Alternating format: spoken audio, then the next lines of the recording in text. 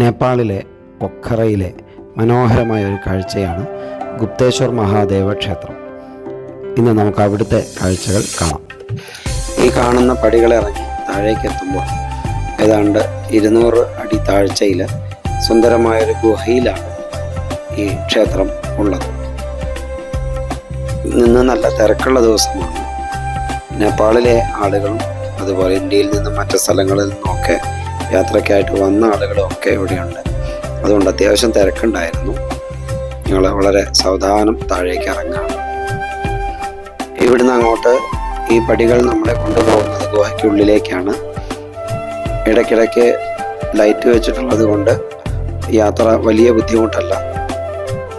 ഏതാണ്ട് 200 സ്റ്റെപ്പുകൾ ഇറങ്ങി വരുമ്പോൾ ശിവലിംഗം, സ്വയംഭൂവായ ശിവലിംഗം പ്രതിഷ്ഠിച്ച ഒരു മണ്ഡപം കാണാം. അവിടെ നിന്ന് വീഡിയോ എടുക്കുന്നത് നിരോധിച്ചിട്ടുള്ളത് കൊണ്ട് അവിടുന്ന് താഴേക്കുള്ള കാഴ്ചയാണ്.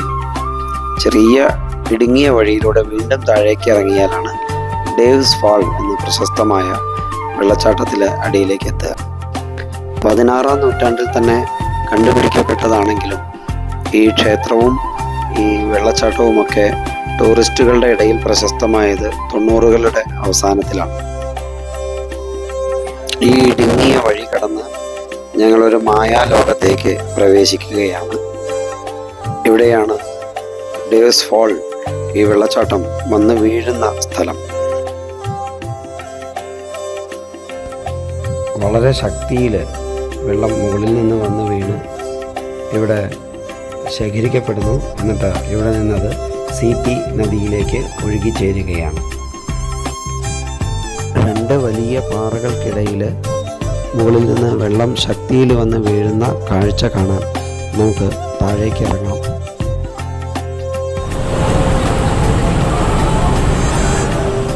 വെള്ളച്ചാട്ടത്തിൻ്റെ മുകൾ ഭാഗത്താണ് ഇപ്പോൾ ഉള്ളത്.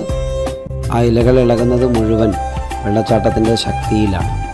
ഗുഹയ്ക്ക് പുറത്തിറങ്ങി റോഡിന് മറുവശത്ത് ഡേവ്സ് ഫാൾ എന്ന ബോർഡിന് ഉള്ളിലൂടെ കടന്നു വന്നാലാണ് നമ്മൾ ഇവിടേക്ക് എത്തുക.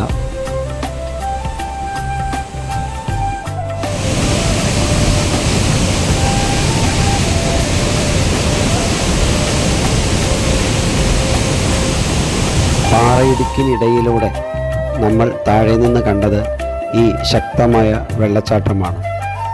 പൊഖാറയിലെ ഫീവ തടാകത്തിൽ നിന്നാണ് ഈ വെള്ളം ഒഴുകി വരുന്നത്. ഇവിടെ വീണ് മരിച്ച ഡേവിഡ് എന്ന സ്വിസ് പെൺകുട്ടിയുടെ ഓർമ്മയ്ക്കായാണ് ഈ സ്ഥലത്തിന് ഡേവിസ് ഫാൾ എന്ന പേര് കിട്ടിയത്.